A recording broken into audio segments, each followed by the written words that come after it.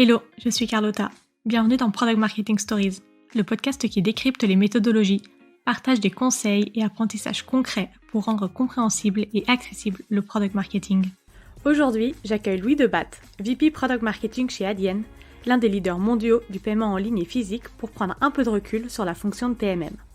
En effet, Louis nous fait réfléchir sur la place que doit prendre le product marketing au sein de l'entreprise pour réussir à étendre son champ d'action et être en mesure de se concentrer sur la seule chose qui compte vraiment, la valeur que l'on crée pour le client. Car une personne n'achète pas un produit, elle achète la valeur qu'elle perçoit de ce produit. Alors dans cet épisode, découvrez comment Louis en est arrivé à repenser complètement le focus de ses équipes afin d'avoir un réel impact et que cet impact soit reconnu par les autres départements. Ce que signifie créer de la valeur pour le client et les erreurs à éviter quand on définit une proposition de valeur. Des exemples concrets pour avoir une approche centrée sur la valeur client plutôt que sur le produit uniquement. Son conseil ultime pour exceller en tant que PMM et ses bonnes pratiques pour faire évoluer la perception du rôle de PMM et construire une forte crédibilité auprès des équipes commerciales et marketing. Bref, un épisode qui je suis sûre ne vous laissera pas indifférent et qui risque de remettre en question quelques-unes de vos croyances. Je vous en dis pas plus, bonne écoute! Hello Louis, est-ce que pour commencer, tu peux te présenter en quelques mots, nous dire qui tu es, ce que tu fais ? Avec plaisir. Moi, c'est Louis Debatte. Je suis basé à Amsterdam. Ça fait plus ou moins 10 ans que je suis dans le product marketing, uniquement dans ce qu'on appelle le business to business et principalement dans la tech. Donc voilà. Après, je suis devenu, comme beaucoup d'entre nous, product marketeur un peu par hasard, mais bon, j'ai trouvé ma passion et c'est vraiment ça que j'aime faire aujourd'hui. Et voilà, petit à petit, je me suis retrouvé à construire 2 équipes de product marketing. Et depuis peu, je suis vice-président au product marketing chez Adyen, qui est l'un des leaders mondiaux du paiement en ligne et en personne. Toujours à Amsterdam. Toujours à Amsterdam, ouais. Bien que ma carrière m'a amené dans différents endroits, l'Afrique du Sud, la Chine, la Belgique, l'Angleterre, mais maintenant ça fait Amsterdam depuis 6 ans et je m'y plais beaucoup. J'avais à cœur de t'avoir sur le podcast, Louis, parce que tu es là justement pour nous faire réfléchir sur le rôle de product marketing et du focus qu'on devrait avoir en tant que product marketer pour ne pas être centré sur le produit uniquement, mais plutôt sur la valeur que l'on apporte à nos clients, qui est en fait le nerf de la guerre. Alors pour commencer, je vais te poser une question simple ou pas. Qu'est-ce qu'est le product marketing selon toi et qu'est-ce qui t'a amené à réfléchir sur ce rôle ? Le rôle du product marketing, effectivement, malgré le nom, marketing produit, on est là pour marketer les produits. Moi, à travers ma carrière, j'ai développé une expérience un peu différente. Et aujourd'hui, après ce cheminement, je vois le rôle du product marketing. Notre rôle principal, c'est d'articuler la valeur qu'on apporte à nos clients. C'est la manière principale que j'utilise pour le définir. Si je vois un peu comment j'ai fait ce cheminement et comment je suis arrivé à cette conclusion-là, en fait, quand je suis devenu product marketer, comme beaucoup d'entre nous, j'étais plus ou moins le seul dans mon entreprise. À l'époque, c'était TomTom. Le rôle lui-même n'était pas très bien défini. Même la communauté product marketing, à l'époque, il n'y avait pas grand monde. C'était pas encore très actif. Mais donc, le rôle n'était pas très bien compris. Ça se discute de savoir s'il est vraiment bien compris aujourd'hui, mais il y a déjà eu beaucoup de progrès. Et donc, à l'époque, je me souviens, je suis allé sur Google et j'ai cherché c'est quoi product marketing et j'ai trouvé ce fameux diagramme de Venn avec les 3 bulles et qui nous place, nous, les product marketeurs, à l'intersection du marketing, des équipes commerciales et des équipes produits. Et c'est super valorisant, je trouve, pour un PMM de se voir comme ça, parce qu'on est à l'intersection de beaucoup de choses qui sont essentielles pour l'entreprise. Et on se dit qu'on fait le lien et qu'à ce titre, on est un rouage essentiel. Donc, c'est très valorisant. C'est aussi parfois un peu arrogant, c'est ce que j'ai découvert avec le temps. Mais surtout, je trouve que ça crée beaucoup d'ambiguïté et de confusion aussi. Je ne sais pas si c'est une expérience que tu as aussi en tant que product marketer, mais je vois aussi beaucoup de débats dans la communauté où, en fait, finalement, dans l'entreprise, personne ne sait vraiment ce qu'il peut attendre de nous. En tout cas, moi, ça a été mon expérience et celle que j'ai vue dans les équipes avec lesquelles j'ai travaillé. On a tendance parfois à agir un peu comme des bouche-trous. Donc, quand on est dans une entreprise où les product managers, les équipes produits sont pas assez proches du marché, quelque part, c'est à nous d'intervenir et donc on amène les échos du marché vers les équipes produits. Quand les commerciaux ne savent pas vraiment vendre le produit, c'est à nous de les aider, de les former, de les équiper. Quand le marketing part en vrille et fait des campagnes qui partent dans tous les sens, c'est à nous de les remettre sur la bonne voie. Et donc, on fait un peu de tout. C'est ce qui fait la richesse du métier, c'est vrai. Mais à force d'en faire trop et d'être un peu partout à la fois, ça devient difficile d'expliquer notre impact. Et au-delà d'expliquer notre impact, c'est aussi de réussir à bien faire notre travail parce que si on doit être un peu partout à la fois, on n'arrive pas finalement à vraiment se focaliser sur une action et du coup on est amené à papillonner un peu partout et au-delà de pas réussir à expliquer notre impact, c'est d'avoir un impact parce qu'on papillonne et on n'arrive pas à avoir l'impact qu'on pourrait avoir si on était vraiment focalisé sur une problématique bien précise. Exactement. Et moi, je veux dire, j'ai eu un peu un moment de eureka. Je me souviens, j'étais chez TomTom à l'époque. Je lisais un de ces emails qu'on reçoit de nos commerciaux quand ils signent un gros contrat. Ils envoient toujours un email pour dire, ah là, j'ai signé un contrat à 3 millions. Et il y a toujours cette liste de remerciements. Et ils remerciaient tout le monde. Ils remerciaient le product manager, ils remerciaient le service juridique, ils remerciaient le stagiaire qui avait fait ses photocopies. Ils remerciaient tout le monde sauf product marketing. Et je me suis rendu compte qu'ils remerciaient jamais product marketing dans ces emails. Et pourtant, c'était nous qui faisions les présentations qui pitchaient aux clients, c'était nous qui leur donnions des points à soulever par rapport à la concurrence, etc. On faisait un boulot énorme pour eux, on était toujours là dans l'ombre, mais on n'était jamais en haut de la liste quand il s'agit de remercier. Et là, je me suis dit, il y a quelque chose qui cloche, mais c'est là que j'ai décidé de commencer ce chemin de redéfinir mon rôle et celui de mon équipe, d'arrêter d'essayer d'être le bouche-trou de toutes les autres équipes et de vraiment créer mon espace. Et pour ça, de me concentrer sur la seule chose qui compte, finalement, quand on lit toute la littérature, c'est la valeur qu'on crée pour le client. Ça m'amène à une question. Comment est-ce que on arrive à créer cette valeur pour le client quand on est PMM? En fait, qu'est-ce que ça veut dire concrètement? Et comment justement on arrive à faire aussi changer ce mindset de dire bah, finalement le commercial, il va aussi nous citer parce qu'il voit la valeur qu'on a pour le client, mais aussi pour lui. Il y a une idée fondamentale derrière cette approche. Et c'est pas nous qui l'avons inventé, hein, finalement, c'est dans tous les bons bouquins de marketing, pour ceux qui se souviennent de leurs études. C'est que le client, il achète pas un produit. Il achète la valeur qu'il perçoit de notre solution. Et finalement, si on réfléchit au métier de product marketing, l'un des aspects les plus fondamentaux, on l'appelle la value proposition, c'est la définition de valeur, la proposition de valeur. Et donc finalement, moi, je concentre tout mon métier autour de ce terme de valeur. Et je considère que c'est notre fonction principale de définir cette valeur et de l'articuler. Et donc le client, il achète pas un produit, il achète finalement la solution, la valeur qu'il perçoit de notre solution, il achète un rapport qualité-prix. Et le produit en lui-même, c'est qu'une partie de l'équation et de la décision du client. C'est une partie importante, évidemment. S'il n'y a pas de produit, il n'y a pas de vente, hein, mais c'est pas la seule chose qui rentre en compte. Et donc l'idée principale, c'est de se rappeler que le produit, et donc le marketing produit, mais c'est un moyen et c'est pas la fin pour le client. Et donc notre rôle, c'est d'articuler, d'exprimer cette proposition de valeur. Et donc elle implique le produit. C'est le point de départ. Hein. Je dis pas qu'on doit arrêter de parler du produit, mais je considère qu'on doit aussi s'intéresser aux autres manières de créer de la valeur, qui sont la marque, la promesse, le prix, le service, l'émotion, l'écosystème. C'est vraiment envisager la création de valeur dans son sens large. Et comment est-ce qu'on l'envisage du coup? Comment est-ce que tout ce que tu viens de dire, on arrive à le concrétiser?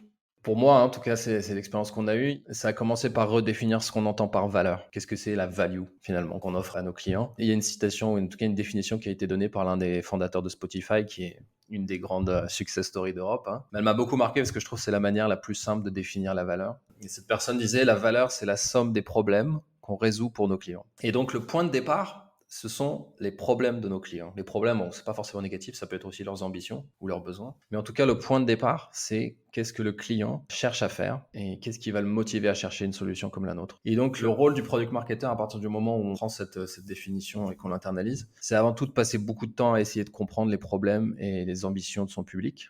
Et ensuite, et seulement ensuite, de faire le lien entre ces problèmes, ces objectifs et les solutions qu'on peut apporter avec nos produits ou d'autres aspects. Et trop souvent, je vois que les équipes product marketing, dont la mienne, hein, j'étais aussi comme ça avant, et trop souvent on fait l'inverse. On commence par le produit, on dit j'ai un produit avec des fonctionnalités et comment je vais pouvoir le positionner et le vendre. Alors qu'en fait, on devrait commencer d'un marché cible, d'un client qui a des problèmes et ensuite on essaie de comprendre comment moi, je peux assembler différents aspects de ma marque, de mes produits, de mes services pour solutionner ce problème. Donc c'est vraiment changer, inverser le point de départ. Plutôt que de commencer du produit, on commence du client.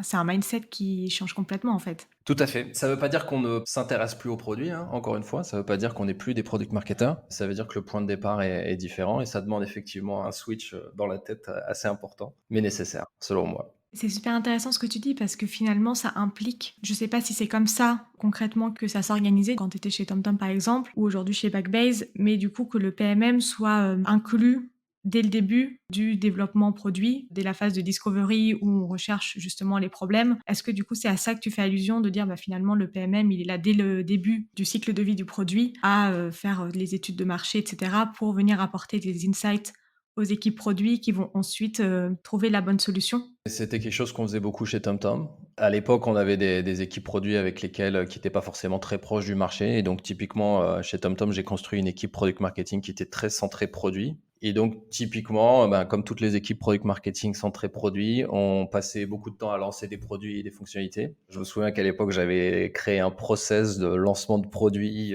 très organisé, très structuré, avec 25 étapes. On met en place des procédures de plus en plus compliquées pour lancer et documenter tous ces produits. On va passer beaucoup de temps à parler des roadmaps, à faire des release notes, à créer des newsletters ou des webinars pour nos produits. On va aussi faire ce que tu mentionnais, hein, des benchmarks, des collectes de besoins clients, des études de marché. Et finalement, on pourrait se demander si c'est notre rôle qu'on joue, si c'est celui d'un product manager ou d'un product owner, parce que quelque part, c'est le rôle du product manager de comprendre quels sont les besoins du marché, de gérer sa roadmap et de définir un produit qui va marcher. Et quand on joue ce rôle, nous, en tant que product marketer, finalement, on finit toujours par se tirer la bourre avec les équipes produits. Qui fait quoi, qui est responsable de quoi. Et parfois, ça se passe bien, hein. Moi, j'ai eu des expériences où ça se passait très bien avec les product managers, mais j'ai aussi eu beaucoup d'expériences où ça se passait très mal parce qu'il y avait un peu cette ambiguïté, cette confusion des genres et des rôles. Notamment aussi parce que beaucoup de product marketers, dont moi, sont des anciens product managers eux-mêmes. Et donc, ils ont tendance à continuer à agir comme des product managers. Mais je pense que quelque part, quand on fait toutes ces choses-là, on a tendance à boucher les trous des product managers.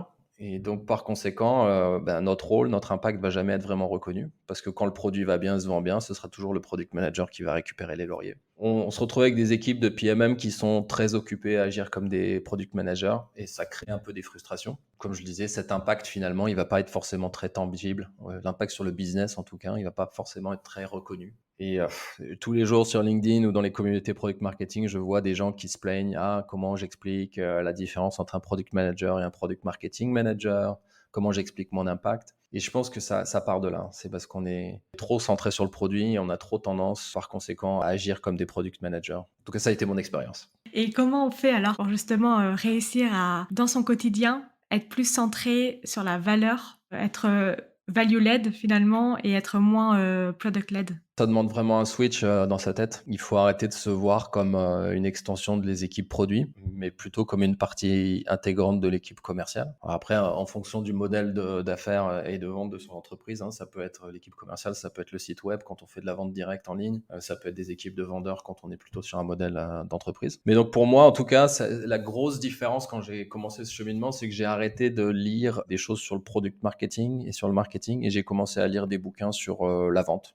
Donc j'ai arrêté de réfléchir à comment on lance un produit et à la place j'ai commencé à lire des bouquins et des ressources sur comment démarcher, comment conduire un pitch, un rendez-vous commercial. En gros, j'ai commencé à me documenter sur comment vendre. Voilà, c'était le cheminement qui s'est passé. Et donc, ça implique de passer beaucoup de temps avec les équipes commerciales, à les aider à préparer leur pitch, à essayer de se joindre à certains rendez-vous commerciaux, à construire du lien et de la crédibilité. Moi, ce que j'ai toujours dit à mes équipes, c'est n'hésitez pas à faire le sale boulot des commerciaux. Même si c'est désagréable de se faire traiter sur un stagiaire, ça crée énormément de liens et de crédibilité. Et donc, ça vous donnera une plateforme 2 mois plus tard quand vous demanderez à ce commercial est-ce que je peux faire une interview avec ton client ou avec ton prospect, est-ce que je peux me joindre à ce rendez-vous. Il se souviendra que tu l'as aidé à faire sa présentation et que tu l'as aidé à faire le boulot qu'il voulait pas faire. Donc ça, c'est le deuxième point, c'est vraiment de se rapprocher des équipes commerciales au maximum, parce que se rapprocher des gens qui sont près du terrain et des clients. Parce que si le point de départ c'est le client, mais il faut être très près du client. Et c'est souvent compliqué pour des équipes de product marketing d'avoir accès aux clients et aux prospects et au marché. Et enfin, le troisième point dans ce switch, c'est aussi de se dire, à partir du moment où mon rôle ne se limite pas au produit, alors je peux étendre mon champ d'action finalement. Et c'est ce que j'adore dans cette approche, c'est que on n'est plus seulement là juste pour parler du produit, on est là pour parler des solutions qu'on peut apporter à nos clients. Et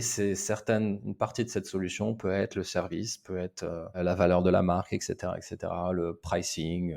Et donc, dans cette approche, il y a aussi cette idée de dire je ne limite pas mon rôle au produit et je me permets finalement d'étendre mon champ d'action à beaucoup d'autres choses tant que ça répond aux problèmes et aux ambitions de mon public cible. Est-ce que ça signifie que, qu'en tant que product marketer, si je tire vraiment le bouchon au maximum, qu'on aurait plus notre place à être dans une équipe commerciale que dans l'équipe produit, par exemple, ou l'équipe marketing, pour justement être davantage proche du marché et de travailler cette valeur-là, ou tout ce que tu expliques, ça reste en faisant partie de l'équipe produit? C'est un débat qu'on voit beaucoup dans la communauté et je pense que c'est pas binaire ou noir ou blanche. Il faut s'adapter au contexte de l'entreprise. Mais si on veut prendre cette approche qui est plutôt centrée sur la valeur, comme je l'ai dit, le point de départ, c'est le client. Donc pour moi, le product marketing, il doit être le plus proche possible voire même dans l'organisation qui est la plus proche du client. Voilà, donc par exemple, moi, j'ai travaillé dans beaucoup d'entreprises où c'était un modèle, ce qu'on appelle enterprise-led ou sales-led, où finalement la majeure partie des revenus se font par des équipes de commerciaux qui vont chez les clients et qui discutent avec eux. Dans ce type d'entreprise, ça a beaucoup de sens pour une équipe product marketing d'être très très proche de ses équipes, voire même dans la même unité, dans le même département. Dans des modèles d'affaires où on vend énormément en ligne directement par le site web, ça peut être plus intéressant d'être côté marketing parce qu'on a accès à tous les outils pour savoir quelle est l'utilisation, les taux de conversion, etc., etc.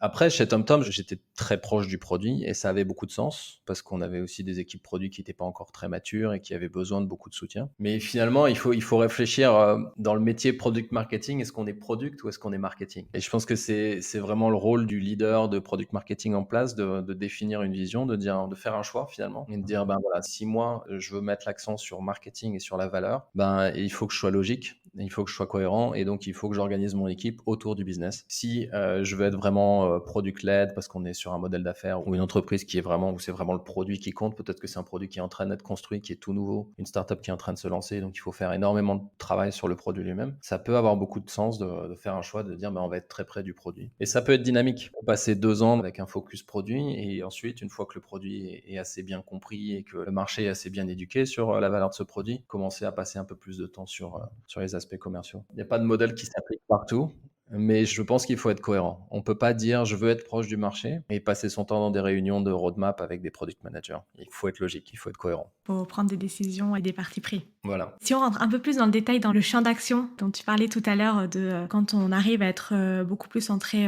sur la valeur, est-ce que tu peux rentrer dans le détail de qu'est-ce qu'on peut faire? Quel est ce champ d'action qui nous est ouvert si on prend cette direction-là? Et en fait, si on revient à la définition de la valeur dont je parlais tout à l'heure un peu plus tôt, c'est que c'est la somme des problèmes qu'on résout pour notre client. Et certains de ces problèmes sont techniques et ils sont fonctionnels. Souvent, l'exemple en marketing, j'ai besoin de percer un trou dans un mur, j'ai besoin d'un forêt de diamètre 8. Et parler du produit à ce moment-là en disant que j'ai un super forêt en titane qui force super bien, ça a beaucoup de sens. Mais il peut aussi y avoir des problèmes chez notre client d'ordre économique. J'ai besoin de sauver, d'épargner de l'argent, j'ai besoin d'augmenter mes revenus. Il peut y avoir des problèmes qui sont organisationnels. Mes équipes sont pas forcément productives, j'ai un problème de productivité, j'ai un problème de collaboration dans mes équipes, etc. Donc plutôt des problèmes organisationnels. Il peut y aussi y avoir aussi des problèmes et des objectifs qui sont d'ordre émotionnel et personnel. Et en fait, c'est un peu comme une pyramide de Maslow, hein. Il y a les besoins primaires et basiques qui sont typiquement les besoins fonctionnels. Après, on rajoute les besoins économiques, hein. Chez beaucoup d'entreprises, en tout cas moi qui suis dans le B2B, ça revient toujours plus ou moins à soit tu m'aides à augmenter mes revenus, soit tu m'aides à réduire mes coûts. Mais il faut aussi se dire qu'on parle à des personnes et que ces personnes, elles ont aussi des ambitions de carrière, elles ont aussi des problèmes émotionnels, etc., etc. Et donc, ces problèmes qui sont non fonctionnels, qui ne sont pas liés forcément à des fonctionnalités de nos produits, c'est aussi notre rôle dans cette approche de parler et d'articuler comment on va les résoudre. Et donc à partir de là, ça suscite forcément d'étendre le champ d'une équipe product marketing. Par exemple, à commencer à parler aussi des services associés. Donc dans beaucoup d'entreprises, par exemple dans le software, évidemment, on vend un software, mais on a aussi un service qui fait le support client, un service qui va faire l'implémentation au début. Et quand on implémente cette solution chez le client, quand on forme ses équipes, ben, quelque part, on apporte une solution aussi à leurs problèmes. Et donc, à partir de là, ben, je vais dire, moi, mon équipe product marketing, je vais aussi passer du temps à faire le marketing de ces services associés. Le prix et le packaging sont aussi des manières dont on résout certains problèmes d'ordre économique, par exemple. Donc là, on va pouvoir commencer à dire, ben oui, en logique et en cohérence avec cette approche centrée sur la valeur qu'on crée, eh ben, ça a aussi du sens pour mon équipe de commencer à s'impliquer dans les décisions de prix et de packaging et de mise sur le marché, etc. etc. Donc, on peut étendre son champ à beaucoup de choses. On va commencer à dire, bah, tiens, je veux mieux articuler l'impact économique de ma solution. Et à partir de là, ben, je vais commencer à étendre mon champ aux études clients. Souvent, dans les entreprises, il y a aussi un petit peu un débat avec les équipes marketing qui est responsable des case studies et des études clients. On peut aussi étendre son champ à l'expérience utilisateur, à la manière dont on fait l'onboarding dans l'app ou l'expérience développeur, par exemple. En fait, cette approche qui est de dire, bah, finalement, je ne suis pas là juste pour parler du produit, je suis là pour résoudre les problèmes du client et répondre à leurs attentes, bah, ça permet de donner une plateforme aux équipes product marketing, de s'impliquer dans beaucoup plus de projets. Parce que tout ce qui contribue à construire une perception de valeur est potentiellement dans notre champ d'action. Et donc, ça ouvre énormément de possibilités, je dirais. C'est presque faire une liste et comprendre quels sont tous les touchpoints qu'on va avoir avec le client ou l'utilisateur et par rapport à ça, aller travailler sur ces touchpoints-là par priorisation, que ce soit de l'INAP, commercial, marketing, etc. Tout à fait. Mais ça suscite De parler aux clients. Parler aux clients, de parler aux prospects, de comprendre quel est le problème auquel vous faites face. Qu'est-ce qui a déclenché le processus de trouver une solution à ce problème? Beaucoup d'entreprises ou de clients ont des problèmes, mais ils cherchent pas forcément à faire quelque chose. Il y a toujours un élément déclencheur. Il y a quelqu'un qui a dit à cette personne, il faut trouver une solution. Quel a été l'élément déclencheur? Et qui a demandé à cette personne de trouver une solution? Est-ce que cette personne a décidé elle-même ou est-ce que c'est son CFO, son CPO? Donc ça demande de comprendre, de faire ce mapping. Voilà, quel est le problème? Quel est l'élément déclencheur qui a créé une urgence pour solutionner le problème? Quels sont les critères que l'acheteur va prendre en compte? Et ces critères, encore une fois, ne sont pas forcément uniquement fonctionnels et économiques, ils peuvent être aussi organisationnels, émotionnels dans certains cas. Je parle souvent de cet exemple entre Samsung et Apple, hein, il est bien connu, mais un téléphone Apple, il n'est pas plus puissant sur un point de vue fonctionnel qu'un téléphone Samsung. Pourtant, tout le monde se jette sur le dernier Apple à 1400 euros, alors que c'est fonctionnellement pas le meilleur produit sur le marché, c'est pas le meilleur rapport qualité-prix. Mais pourquoi les gens se jettent dessus? Parce qu'en fait, Apple a réussi à créer, à parler à l'aspect émotionnel et intangible, et à répondre à nos besoins de réputation, à notre besoin d'ego. Et donc, ils ont monté cette pyramide. Et ils sont capables d'articuler la valeur de l'iPhone au-delà de ses aspects fonctionnels.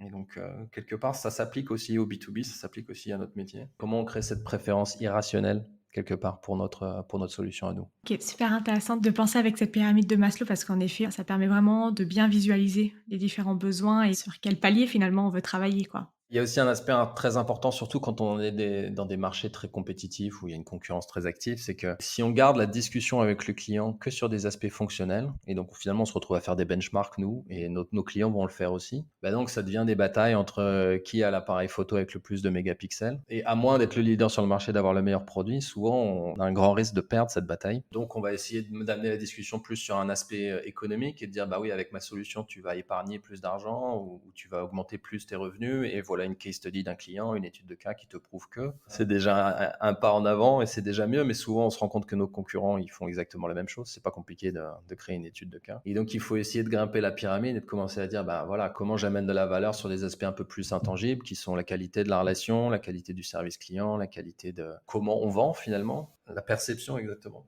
et les aspects émotionnels, comment je vais aider mon acheteur à...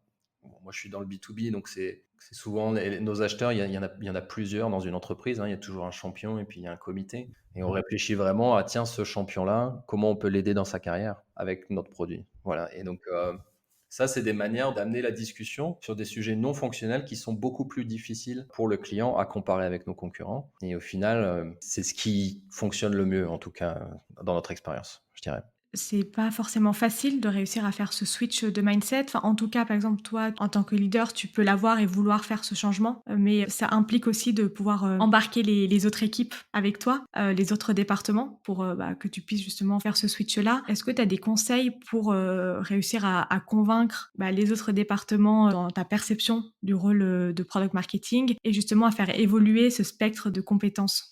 Je pense que la première chose, c'est que c'est pas un switch qui va se faire du jour au lendemain, hein. Il faut voir ça comme un cheminement. Mais il y a un moment où il faut accepter de brûler les bateaux. Un de mes profs de master qui utilisait cette expression.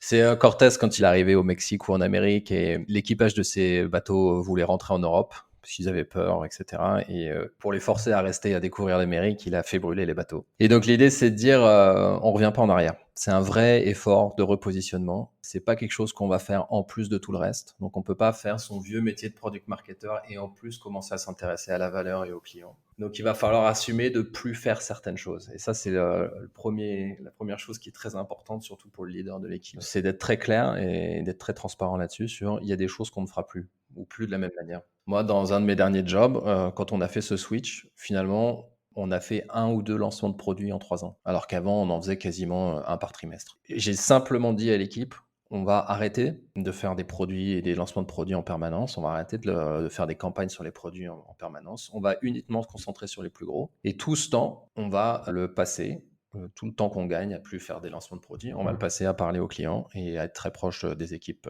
commerciales. Donc il y a des choses qu'on a décidé d'arrêter de faire. C'est ce que je veux dire, bah, brûler les bateaux. Il y a un moment, il faut dire, il y a des choses que je ne ferai plus. Je ne vais pas revenir en arrière et aller refaire un benchmark ou une fiche produit à chaque fois que quelqu'un me demande. Il y a un moment, il faut savoir dire non.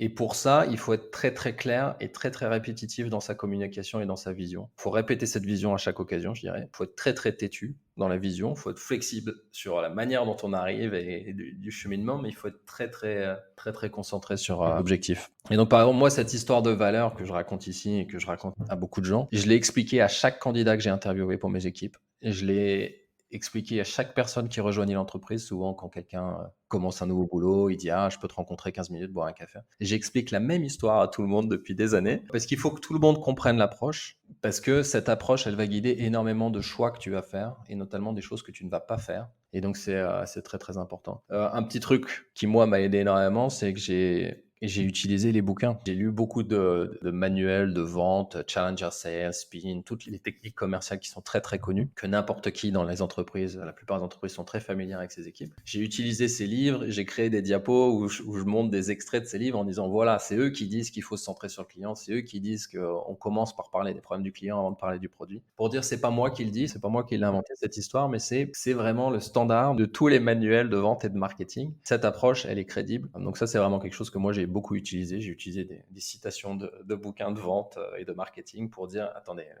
tout le monde le dit que c'est comme ça qu'il faut le faire. Donc pourquoi on passe notre temps à pitcher des produits et des fonctionnalités? Oui, ça sert à crédibiliser finalement, tout ton discours. Voilà, et crédibilité, c'est le mot-clé finalement, c'est qu'il faut construire cette crédibilité auprès des équipes commerciales et marketing. Comme je disais tout à l'heure, ça prend du temps, parfois ça demande de faire le sale boulot à leur place, mais il faut le voir un peu comme un investissement. Se dire, en étant clair, en étant répétitif sur ma vision, en acceptant de les aider, d'aller sur le terrain avec eux, d'écouter les clients, en investissant dans des activités ou des tâches qui sont parfois un peu ingrates, mais qui me donneront accès plus tard à leurs clients, je vais créer de la crédibilité. Parce que souvent dans les entreprises, on voit un peu cette concurrence, cette compétition entre les équipes sales qui trouvent que les équipes marketing ne font rien, les équipes marketing qui trouvent que les commerciaux ne sont pas capables de suivre sur toutes les leads, etc.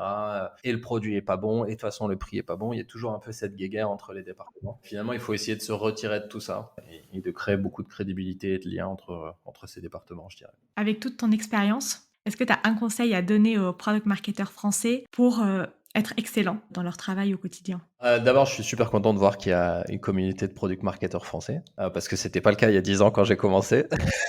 D'ailleurs, je te félicite pour ce podcast qui donne vie à la communauté. Je dirais le conseil de ce que j'ai appris le plus à travers mes différentes expériences, c'est qu'il faut accepter que le rôle de product marketing est et restera ambigu et polymorphe. Ouais, c'est un débat qui occupe beaucoup la communauté. Comment définir le rôle, comment expliquer l'impact. Finalement, je pense qu'il faut accepter que ça restera ambigu et polymorphe. Et quelque part, c'est ce qui fait sa richesse. La plupart des product marketers avec qui je travaille, c'est des gens qui sont un peu voilà, polyvalents, qui aiment bien être un peu partout à la fois, qui aiment bien toucher à tout. Et je pense que c'est une des caractéristiques de notre métier. Et le métier se professionnalise.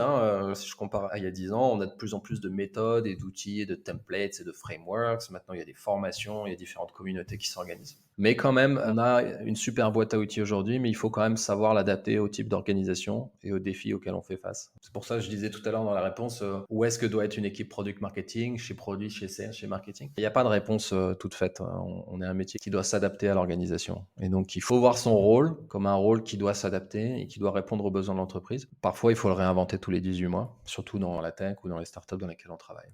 Je pense que le mot adaptabilité est un excellent mot pour terminer cet échange. Tout à fait. Merci beaucoup Louis pour, toutes ces explications et vraiment cette prise de recul sur le rôle de product marketing. Ça fait beaucoup de bien, je trouve. Pour terminer, j'ai quelques questions pour toi. Quelle est la prochaine personne ou le prochain sujet que tu aimerais écouter sur ce podcast et pourquoi? Alors, ça va paraître un peu cliché, mais aujourd'hui, je trouve qu'il y a beaucoup de buzz autour du generative AI et de ChatGPT. Il y a aussi beaucoup de bruit. Et du coup, c'est un petit peu difficile de séparer le bon du mauvais et tout ce qui est l'aspect hype et ce qui est vraiment bon et utile. Et donc, j'aimerais bien avoir une discussion sur comment ces outils d'intelligence artificielle peuvent nous aider à faire mieux notre job ou à redéfinir notre rôle. Parce que je suis persuadé qu'on est au tout début de quelque chose de fondamental comme la machine à vapeur ou la roue, mais aujourd'hui, je trouve qu'il y a encore beaucoup de bruit sur ces sujets et donc on a un peu du mal à comprendre comment ça va faire évoluer le métier du product marketing. Donc, c'est un sujet qui m'intéresserait beaucoup. Je suis complètement d'accord, c'est dans mon backlog. Est-ce que tu as une ressource ou un livre, que tu recommandes? Pour moi, ce qui a vraiment changé, c'est quand j'ai commencé à lire des bouquins sur les méthodes de vente, sur les aspects commerciaux. Alors, c'est pas des bouquins forcément très marrants à lire. Je conseillerais à n'importe quel product marketer d'aller voir le directeur commercial de son entreprise et de lui dire quelle est la méthode de sales, quel est le bouquin de vente, la méthode de vente que tu utilises ou que tu recommandes à tes équipes et de lire ce bouquin-là. Donc, par exemple, dans beaucoup d'entreprises, il y a la méthode Challenger. Donc, Challenger Sales, c'est un bon bouquin à lire dans ce cas-là. Il faut essayer de comprendre vraiment comment les commerciaux vendent, surtout si vous êtes dans un modèle B2B où c'est les forces de vente qui font la majeure partie de la vente. Donc, intéressez-vous aux aspects commerciaux, surtout dans le B2B. Où est-ce que les auditeurs peuvent te contacter s'ils ont des questions à te poser, s'ils veulent te remercier de ta parution sur ce podcast? Je suis très actif sur LinkedIn, c'est mon seul réseau social. Je suis trop vieux pour TikTok et Instagram, donc mais LinkedIn, Louis Debatch, très facile à trouver. En général, je réponds, sauf pour les propositions commerciales. J'aime beaucoup la communauté product marketing et j'aime beaucoup discuter, échanger avec d'autres gens, donc n'hésitez pas. Toujours content d'avoir un chat. Merci encore Louis pour ta participation au podcast et tout ce que tu as pu nous dire aujourd'hui. Et je te dis à bientôt. À bientôt Carlotta, merci à toi. Merci d'avoir écouté cet épisode jusqu'au bout. Si l'épisode t'a plu, n'hésite pas à le partager sur LinkedIn en me taguant. Tu peux aussi me soutenir en laissant un avis 5 étoiles sur Apple Podcast et me laisser un commentaire. Ton aide est précieuse pour m'aider à faire connaître Product Marketing Stories et aussi m'encourager à créer davantage de contenu. Alors merci